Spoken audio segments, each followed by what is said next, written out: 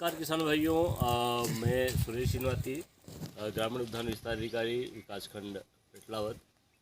और आज हम यहाँ पर जो एक नींबू के बगीचा में हूँ मैं, और नींबू के बगीचे में आज हम लोग हैं जो कि किसान से हम बात करते हैं। आप यहाँ पर बोर्ड को देख रहे होंगे, बोर्ड में सारा डिटेल डला हुआ है।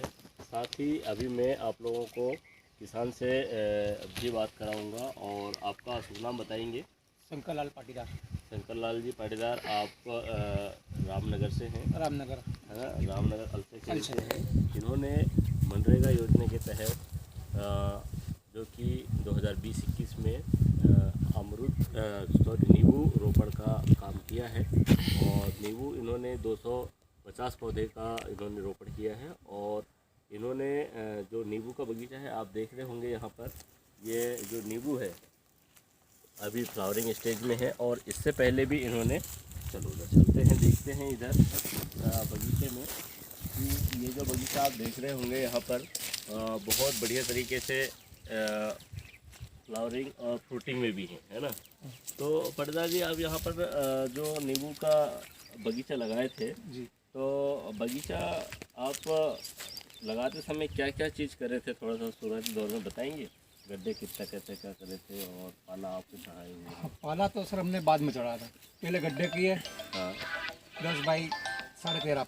हाँ हाँ पौधे से पौधे की दूरी 10 बाई 10 फुट हाँ, और लाइन से लाइन की दूर 13.5 फीट। Okay okay. गड्ढे किए, उसमें फिर हमने गोबर खाद डाला। गोबर खाद डालने के हाँ। बाद अपने जो कुछ फंजीसाइड वगैरह फंजीसाइड डाले हैं, है दिया ना? था सर, का ब्लू कॉपर का दिया था अपने, ब्लू कॉपर। हाँ, और इसको लगाने के बाद में फिर अपनों ने वो जो गोंद निकल रहा था उसके लिए अपने नीला थोता, अच्छा, नीला मतलब थोता और चूना आप की लोगों पोताई ने, की। मतलब इसका इनका कहना ये है कि इन्होंने रोपण किए, रोपण के समय भी इन्होंने फंजीसाइड और इंसेक्टिसाइड जो कि नीम का जो खली है ये चीज़ इन्होंने डाले हैं। और टेंजीफोरेट वगैरह इन्होंने डाले। इसके बाद में इन्होंने जो पौधे का जब ग्रोथ हुआ तो ग्रोथ होने के बाद में जो कि गमोसिस आता है, तो गमोसिस के लिए भी इन्होंने जो दवाइयाँ बता रहे हैं कि भाई ब्लू कॉपर जो कि नीला थोता, है ना, नीला थोता और अन्य जो फंजीसाइड है उनका इस्तेमाल इन्होंने किए है। और साथ ही आप देख रहे होंगे कि यहाँ बहुत बढ़िया तरीके से अभी जो है आज फ्लावरिंग है। तो आप यहाँ पर उत्पादन कितना कैसे क्या लिए? उत्पादन सर हमारा, वैसे तो लोग बाग बोलते हैं कि 3 साल लगाने के 3 साल हाँ, बाद चालू होता है बिल्कुल, माल, बिल्कुल, है ना। बिल्कुल। पर हमारे यहाँ क्या मालूम, क्या 1.5 साल में चालू हो गया, लगाने के 1.5 साल में बहुत बढ़िया। माल चालू हो गया। और अभी 3.5 साल करीब हुए हैं, 3.5 भी पूरा नहीं हुए हैं, फिर भी 100 से 120 कुंटल का उत्पादन हो चुका है। इन्होंने 100 से 100 से 120 का जो कि कुंटल उत्पादन किए हैं। और जिसका एवरेज रेट आप क्या लिए हैं? एवरेज रेट सर 18 से 20 रुपये करीब। 18 से 20 का है। तो ये समझ लो हाँ। कि ये 2 लाख के आसपास का इनकम इनका एक जो है फलन है उसमें ये ले रहे हैं, है ना। तो अगर आप नींबू की खेती कर रहे हैं तो आप लोग ध्यान ये रखें कि अगर आप फलन ले रहे हैं तो आप फलन लेने से पहले क्या करते हैं, ये थोड़ा बताएंगे आप? जैसे फूल आ रहा है तो मुझे जहाँ तक लग रहा है अगर फूल आप टाइमली अगर ले रहे हैं तो कहीं ना कुछ जो है इससे पहले की प्रक्रिया वो करते सबसे हैं। पहले तो इसका पानी का सबसे ज़्यादा पानी का ध्यान रखना पड़ता है, कौन से टाइम में पानी देना है, कौन से टाइम में नहीं देना है।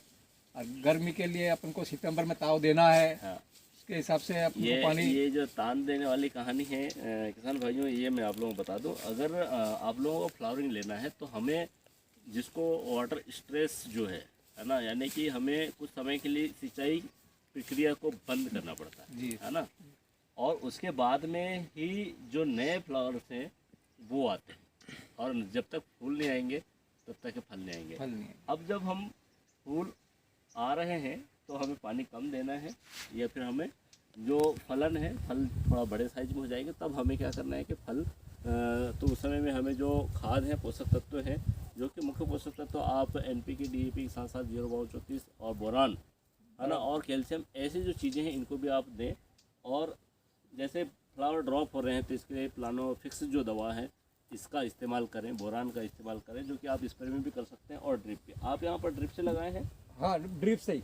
ये पूरा का पूरा जो बगीचा है पूरा ड्रिप पूरा इरिगेशन ड्रिप सिस्टम सिस्टम से है। कर रहे हैं। तो ड्रिप सिस्टम हमने फ्लड से पानी दिया ही नहीं, ड्रिप चलाते हैं, रात भर लाइट चलती है, ड्रिप चलाते हैं, अच्छा पानी हो जाता है। तो साथ ही यहाँ पर इन्होंने ड्रिप से सिस्टम से करते हैं। और यहाँ पर मैंने देखा है कि यहाँ इन्होंने फ्रूट फ्लाई के कंट्रोल के लिए भी कुछ लगाए हैं, तो अगर रखें ना, है ना? फल मक्खी के लिए, फल मक्खी फ्रूट फ्लाई के लिए इन्होंने लगाए हैं। तो अपन आगे चल के देखते हैं कि फ्रूट फ्लाई के लिए कितना बेहतरीन तरीके से फल मक्खी कंट्रोल करते हैं। फल मक्खी के लिए ये लगाया है। आप देख रहे होंगे इसके अंदर जो है डिब्बा भर गया। पूर्ण तरीके से यहाँ पर जो फ्रूट फ्लाई है वो यहाँ पर कलेक्शन हो गया है। मैं आप लोगों को एक बार खाली कर बहुत दिया, ही- दूसरी बार फिर भर। है ना, यहाँ पर ये खाली कर दिए हैं। और इसके अंदर जो है कि जो स्मेलिंग है यहाँ पर अंदर आ जाते हैं और यहाँ पर ये जो है ख़त्म हो जाते हैं, मर जाते हैं। तो इस तरीके से यहाँ पर पूरे तरीके से, तो आप लोग भी जो फ्रूट फ्लाई कंट्रोल के लिए इस तरीके से जो ट्रैप हैं उनको आप लगाएं और आप इसका इस्तेमाल करें, जिससे कि फल जो है ख़राब नहीं होगा और क्वालिटी बहुत बढ़िया है, बिल्कुल बहुत बढ़िया, शानदार। तो किसान भाइयों, आप देख रहे थे जो कि नींबू के बगीचे, आप यहाँ पर झूम करेंगे, बहुत शानदार तरीके से फ्लावरिंग है और वेरी गुड। तो आप यहाँ पर देख रहे हैं कितने शानदार तरीके से फलन भी है यहाँ, है ना? हाँ। तो इनका क्या है कि अभी अब गर्मी में इसका देखो अभी रेट कितना शानदार रहता है। तो जो नींबू है उसका रेट से हमारे जो किसान हैं जो कि लाखों रुपए की अर्निंग कर रहे हैं, है ना? तो आप लोग भी सही समय पर नींबू की खेती का प्रबंधन अगर करते हैं, रोग और कीट प्रबंधन सही तरीके से अगर करते हैं, तो आप लोग भी अच्छे तरीके से अर्निंग कर सकते हैं। एक जीविका का माध्यम है खेती। अगर आप खेती को अच्छे तरीके से करेंगे तो आप लोग खेती में भी उन्नति कर सकते हैं। ऐसे ही जानकारी के लिए आप मुझे इस लिंक में एक किसान के लिए फॉलो करें, लाइक करें, क्योंकि ये बहुत मेहनतशील किसान है। और अगर ये किसान है तो आप सब लोग वहाँ से आप लोग हर दिन कहीं ना कहीं नींबू का उपयोग खाने में उपयोग कर रहे होंगे। तो आप कमेंट में ज़रूर बताएं कि नींबू कितना इंपॉर्टेंट है, विटामिन सी वगैरह हो सकता है तो भरपूर मात्रा में होता है। तो धन्यवाद किसान भाइयों, थैंक यू।